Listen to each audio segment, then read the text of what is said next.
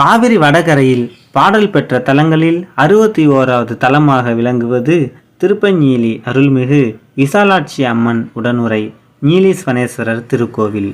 தென்னாடுடைய சிவனே போற்றி, எந்நாட்டவர்க்கும் இறைவா போற்றி, ஈசனடி போற்றி, எந்தையடி போற்றி. வணக்கம் அன்பு நெஞ்சங்களே, இந்த வாரம் நான் எங்க இருக்கேன் அப்படின்னா திருமண தடை நீக்கும் திருப்பஞ்சலி நீலீஸ்வரேஸ்வரர் திருக்கோயிலில் தான் நான் அங்கே இருக்கேன். இந்த கோவிலில் பார்த்தீங்கன்னா கல்வாலை பரிகாரம் அப்படின்னு ஒரு பரிகாரம் இருக்குது. திருமண தடை நீக்கக்கூடிய பரிகாரம் இருக்குது. அந்த பரிகாரம் எப்படி செய்கிறது அப்படிங்கிற வழிகாட்டு நெறிமுறையை நம்ம நேரடியாகவே போய் எடுக்கப்பட்ட வீடியோ பதிவை நம்ம பார்க்கலாம். எந்த ராசிக்காரர்களாக இருந்தாலும் இந்த கோவிலுக்கு கல்வாலை பரிகாரம் செஞ்சிங்கன்னா விரைவிலேயே திருமணம் நடைபெறும். இன்றைக்கி இந்த கோவிலில் பார்த்தீங்கன்னா ஒரு 200க்கும் மேற்பட்ட நபர்கள் பரிகாரம் பண்ணிகிட்டு இருக்காங்க. எப்படி பரிகாரம் பண்ணுறாங்க அப்படிங்கிற முழு விளக்கத்தையும் இந்த வீடியோ பதிவில் நேரடியாகவே எடுக்கப்பட்ட வீடியோவோட நம்ம காணலாம் வாங்க.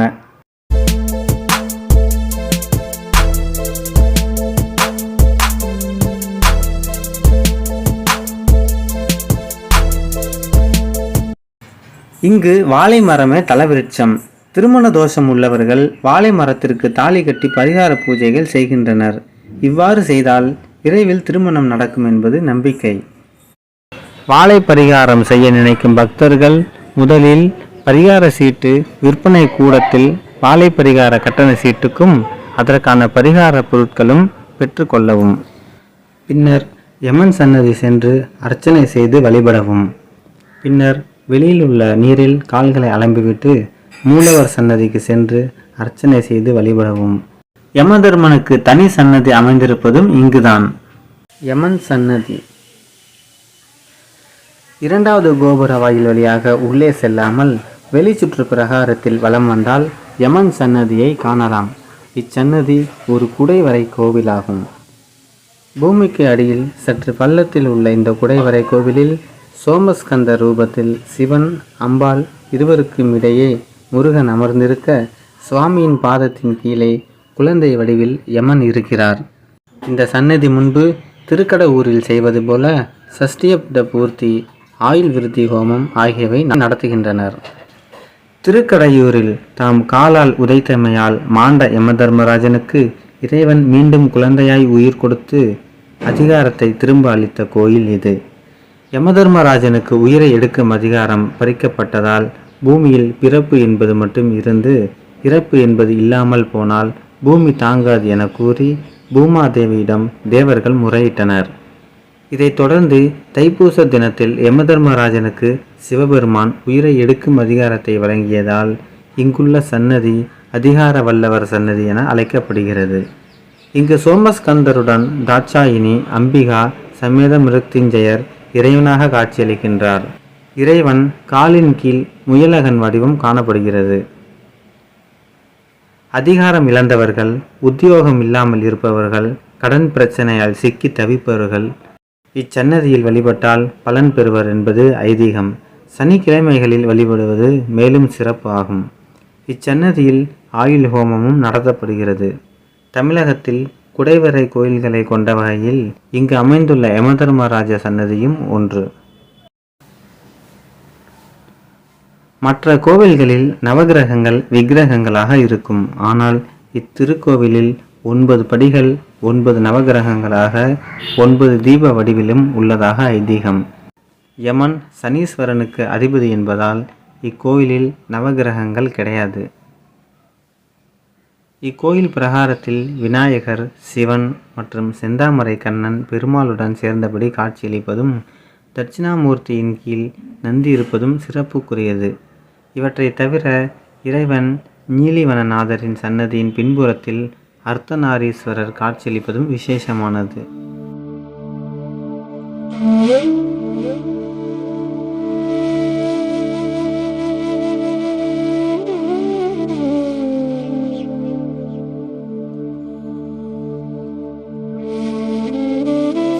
சப்த கன்னிகள் சன்னதி.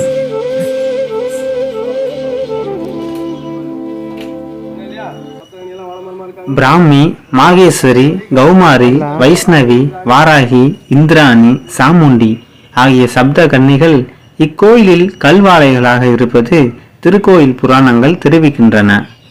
புராணங்களின்படி இக்கோவில் சப்த கன்னிமார்கள் பார்வதி தேவியை குறித்து தவம் இயற்றிய போது அவர்களுக்கு காட்சி தந்த பார்வதி தேவி சப்த கன்னிமார்களையும் இக்கோவிலிலேயே கல்வாளை எனப்படும் அதிசய வாளை வடிவில் இருந்து வழிபடும் பக்தர்களின் குறைகளை தீர்க்குமாறு அருளினார்.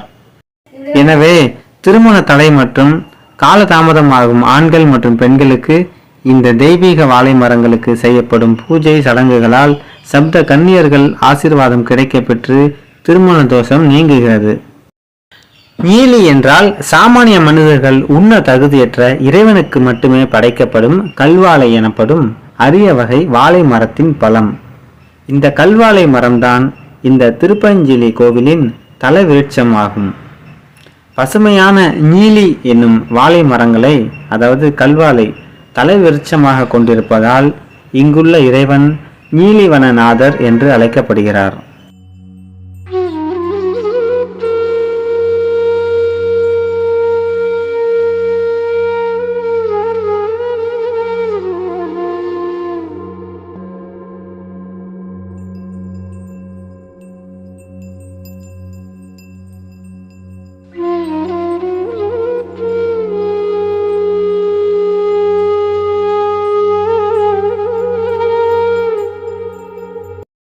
இப்போ பரிகாரம் பண்ணுற இடத்துக்கு நம்ம வந்துட்டோம்.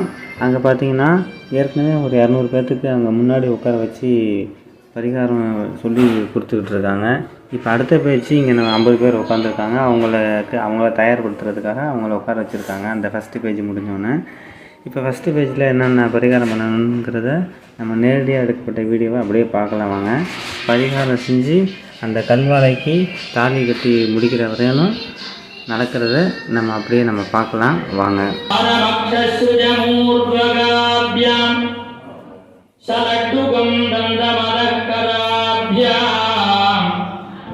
ஓம் நமோ தேவதேவேஷ வல்லபானி பதே பிரபோம் மயாரப்தவிதம் காரியம் நிர்விக்னாய பிரசீதமே.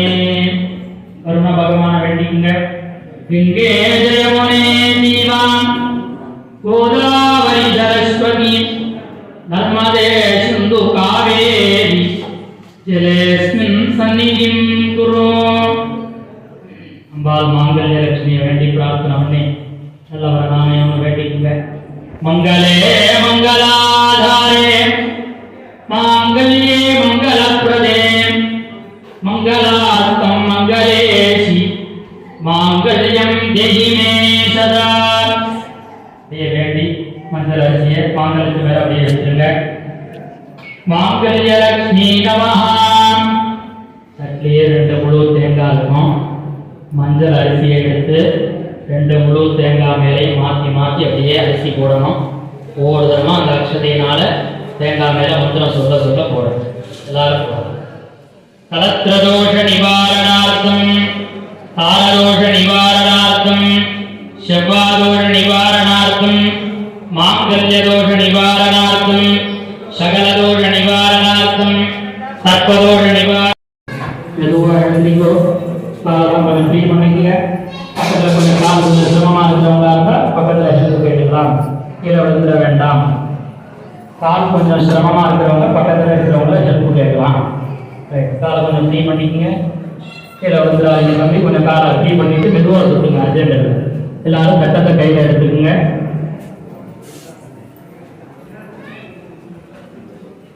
அப்படியே வடக்கு திசையை நோக்கி நிற்கணும்.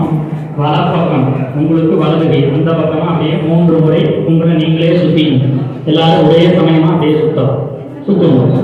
யானி கானிஜ பாபானி ஜன்மாந்தர கிருதானி ஜ தானி தானி வினசந்தி प्रदक्षिण पदे पदे प्रकृष्ट पापनाशाय प्रकृष्ट फलसिद्धये प्रदक्षिणं करोम्यत्वा प्रसीद परमेश्वरा.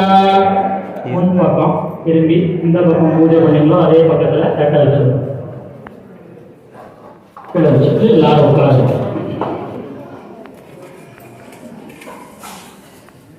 இப்போ அம்பாவை பிரார்த்தனை பண்ணிட்டு கடலி விவாகம் தாலி கட்டுதல் தலகிருஷ்ண வாழமரத்துக்கு தொட்டு தாலி கட்ட போகிறோம்.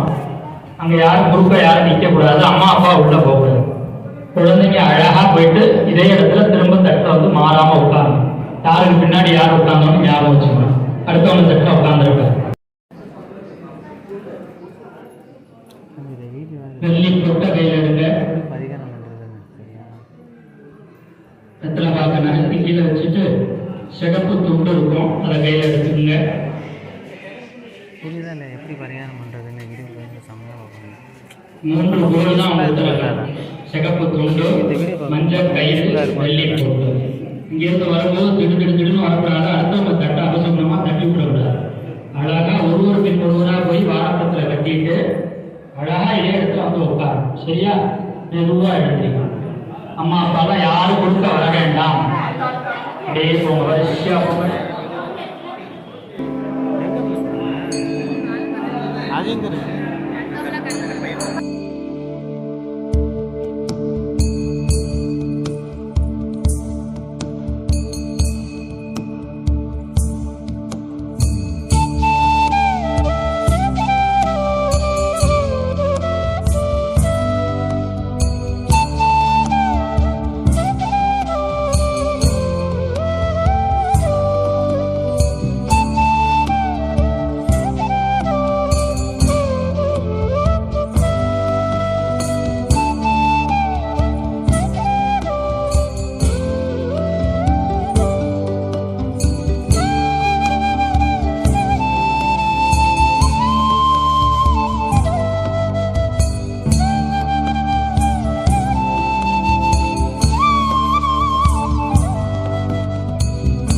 வாழை பரிகாரம் செய்துவிட்டு அம்பாள் சன்னதிக்கு சென்று அர்ச்சனை செய்து வழிபடவும்.